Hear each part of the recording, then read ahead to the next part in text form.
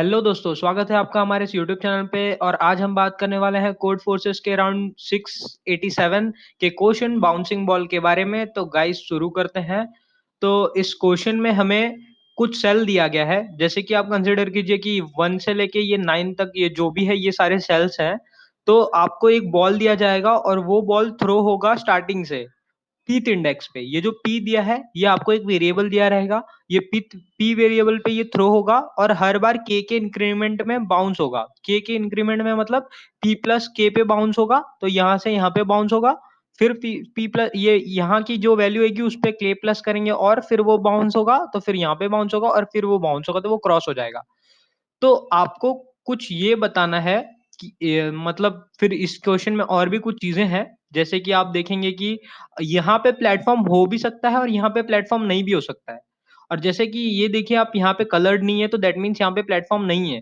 तो और यहाँ पे प्लेटफॉर्म है, तो ऐसा भी हो सकता है। तो अगर प्लेटफॉर्म नहीं है तो हमको प्लेटफॉर्म डालना पड़ेगा, और अगर प्लेटफॉर्म ऑलरेडी है तो कोई दिक्कत नहीं है, तो वो बाउंस होके चला जाएगा। तो अगर हमको जैसे ये प्लेटफॉर्म डालना पड़ गया, अगर ये 8 पे नहीं था और यहाँ पे हमको प्लेटफॉर्म डालना पड़ गया, तो यहाँ पे प्लेटफॉर्म डालने की कुछ कॉस्ट आएगी और उस कॉस्ट को हमको बोला गया है यहाँ पे।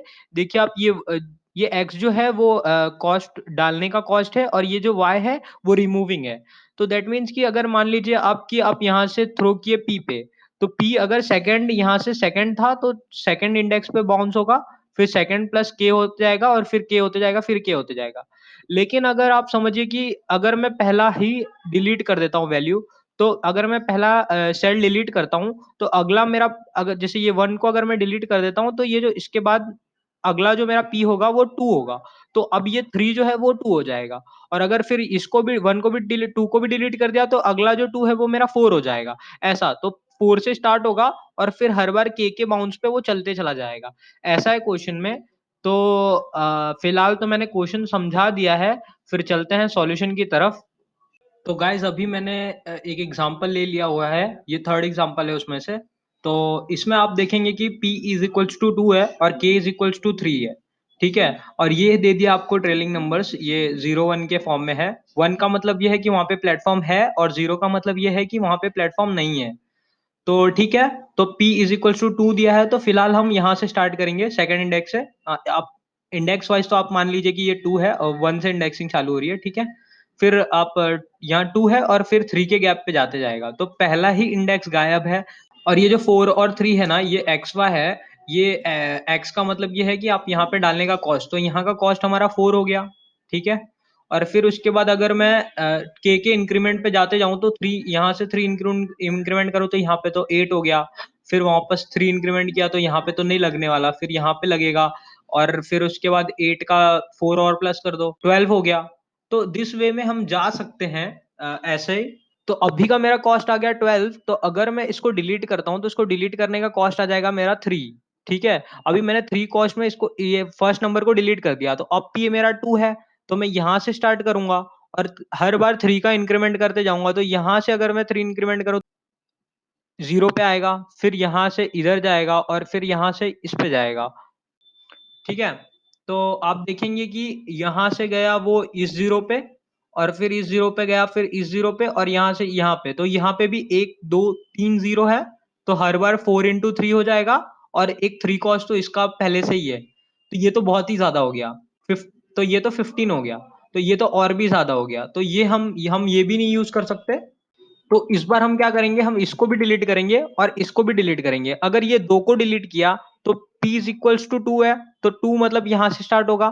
ठीक है, और उसके बाद 3 के एग्जाम 3 में जंप करेंगे, फिर यहाँ पे जंप किया, यहाँ पे जंप किया, फिर फिर देखेंगे आप यहाँ पे देखिए 3 इसको डिलीट करने के लिए लगा और 3 इसको, 6 लगा, 6 प्लस 4 10 लगा। तो हमने यहाँ पे 10 किया और यहाँ तक मिल गया। ठीक है, अब अगर मैं बोलूं कि इसके ऐसे ही मैं सारे को करते जाऊं, मतलब यहाँ पे भी जाऊं और सेम चीज करूं कि के गैप पे मैं मतलब पी ले रहा हूँ 2 और फिर के गैप पे पुश कर रहा हूँ, अगर ऐसा मैं जंप कर करके काउंट कर रहा हूँ, तो बेसिकली टाइम कॉम्प्लेक्सिटी के अंदर नहीं होगा। और अगर हमको टाइम कॉम्प्लेक्सिटी के अंदर करना है तो आप एक और चीज देख सकते हैं, मैं अभी दिखाता हूं आपको क्या, कि अगर अगर स्टार्टिंग में जैसे आपका 2 था, आपने यहाँ पे थे, है ना, यहाँ पे थे, और आपने कैलकुलेट किया, यहाँ से यहाँ पे गए, 3 के जंप पे यहाँ पे गए, फिर यहाँ से 3 के जंप पे यहाँ पे गए, और यहाँ से 3 के जंप पे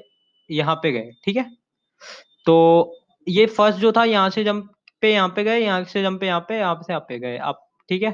तो आप एक चीज देखिए कि आप अगर यहाँ यहाँ जो आगे से काउंट कर रहे हैं, इसको आगे से ना काउंट करने के बाद, आगे से ना काउंट करके आपने अगर पीछे से काउंट किया रहता, तो अब जैसे यहाँ पे एक 1 यहाँ पे काउंट है ना? अब इसके बाद आप काउंट कीजिए कि ये p इज इक्वल्स टू 2 है ना, तो यहाँ के 2 छोड़ के मैंने सारे डिलीट कर दिए हुए हैं, ठीक है? और इसकी वैल्यू निकाल ली, p 2 छोड़ के, क्योंकि p जो है ना वो p से कम नहीं कर सकते आप, ठीक है? तो आपने यहाँ से 2 छोड़ के बाकी सारे डिलीट कर दिए हुए हैं, और ये एक ही है, तो आप ये एक वैल्यू निकाल सकते हैं। और उसके बाद आप क्या कर सकते हैं कि यहाँ से 3 जंप करके पीछे आइए, तो आपका काउंट 2 हो गया, ठीक है? तो आप यहाँ पे जब आपका काउंट 2 हो गया ना, तो आप 2 छोड़िए, 2 छोड़ के बाकी इतने सारे को आप मान लीजिए कि आपने डिलीट कर दिया, ठीक है? अब ऐसे ही आपको करते जाना है, यहाँ से पीछे 2 आइए और करते जाइए। अगर आपको नहीं समझ रहा तो मैं एक बार फिर से अच्छे से बता देता हूँ, कैसा क्या मैं बोलना क्या चाहता हूँ कि अभी जैसा मैं बोल रहा था कि जैसे p इज इक्वल टू 2 है, तो हम लोग यहाँ से चालू किया, जो यहाँ से हम हर बार 2 के गैप लेके आगे जा रहे थे, इंस्टेड ऑफ यहाँ से चालू करके हम क्या करेंगे कि पीछे से चालू करेंगे, बैक से। और मैं काउंट कर रहा हूँ कि मैंने 2 लास्ट के छोड़ दिए हुए हैं, मतलब ये 2 छोड़ दिए हुए हैं, आप मान लीजिए कि ये 2 छोड़े या कोई भी 2 छोड़े, ठीक है? फिर यहाँ से 3 गैप पे पीछे आ रहे हैं, है ना? फिर यहाँ से 3 गैप पे पीछे आ रहे हैं, ठीक है? तो यहाँ यहाँ पे मैंने माना कि मेरे को एक एक जीरो मिला, तो इसको 1 करना पड़ेगा, 1 करना पड़ेगा, और बाकी इतने सारे जो है इन सबको क्रॉस करने का मेरा कॉस्ट, मतलब इनको इन सबको हटाने का कॉस्ट 3 है, तो 3 into this much of length, ठीक है? फिर उसके बाद जब मैं यहाँ पे आया, तो फिर काउंट मेरे 2 हो गए, क्योंकि पीछे का मैंने एक यहाँ से काउंट ले लिया और एक काउंट यहाँ पे हो गया, और फिर यहाँ से यहाँ तक का जो भी कॉस्ट है वो ये हो गया, मतलब यहाँ के कॉस्ट को 3 से मल्टीप्लाई करेंगे। फिर उसके बाद यहाँ पे 3 के जंप पे आएंगे, और फिर यहाँ से इतने सारे के लेंथ को, मतलब यहाँ तक के लेंथ को मल्टीप्लाई करेंगे। जैसे यहाँ तक की लेंथ 3 है, तो 3 इंटू 3 करेंगे, ये वाली कॉस्ट कट करने वाली, ठीक है, रिमूविंग कॉस्ट को मल्टीप्लाई करेंगे, और जो वैल्यू आएगी वो रखेंगे। ऐसे हम सारे पॉसिबल केसेस कवर कर देंगे, ठीक है? तो इसको एक बार कोड में मैं आपको दिखाता हूँ कि कैसा रहेगा इसका कोड। तो चलते हैं कोड की तरफ। तो गाइस, कोड में आप देख सकते हैं कि सबसे पहले मैंने टेस्ट केसेस ले लिए, और एनपीके ले लिया हुआ है, और एक एरे ले लिया हुआ है, और साथ ही साथ ये एक्स वाई ले लिया, ठीक है? फिर उसके बाद ये आंसर ले लिया, एक आंसर नाम का मैंने वैल्यू बनाई है, जिसको अभी फ्लोट इन्फिनिटी दी है, मतलब लार्जेस्ट दे दिया हुआ है, बहुत लार्ज, क्योंकि हमको मिनिमम चाहिए, तो आंसर लार्जेस्ट रखा हुआ है। और एक ये एल रखा हुआ है, एल क्यों रखा हुआ है, क्योंकि वो मैं बताता हूँ आपको फिर, ठीक है? फिर एक फॉर लूप लगाई है मैंने पी से लेके p-1, क्योंकि इंडेक्स हम लोग का तो ओरिजिनल इंडेक्स तो 0 से ही है, तो p-1 से लेके p+k-1 तक का हम लोग का लूप चलेगा। मतलब मैंने बोला था उतने इतने सारे वैल्यूज के लिए अपन आगे आगे जंप करते जाएंगे, ठीक है?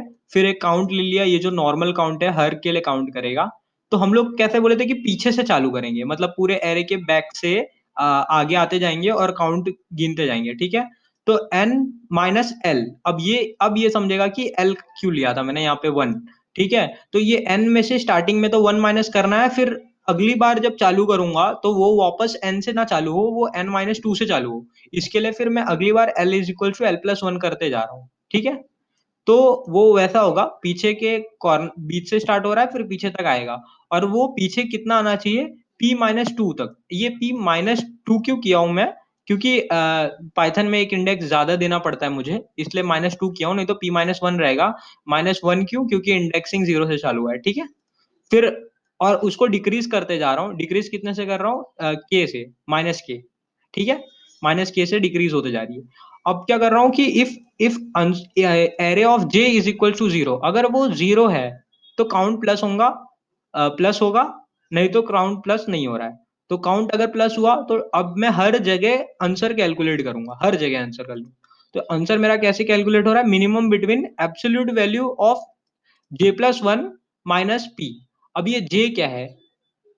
ठीक है? तो जे क्या है एक्चुअली हमारा जब रिवर्स से हम काउंट कर रहे हैं, तो मैंने बोला था ना कि वहाँ से लेके पी तक की वैल्यू जे प्लस 1 क्यों किया है? क्योंकि इंडेक्सिंग है तो यहाँ पे प्लस 1 कर दो या पी को माइनस कर दो।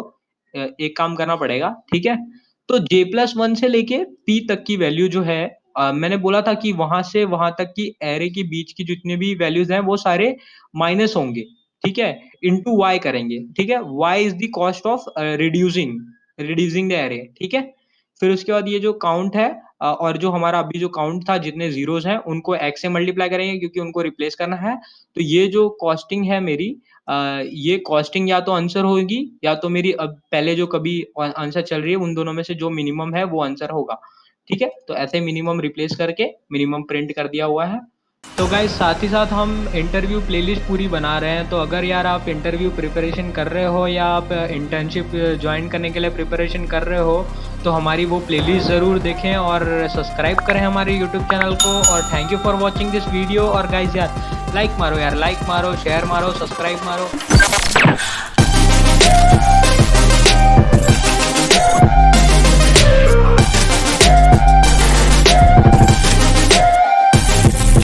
Don't stop chasing your dreams.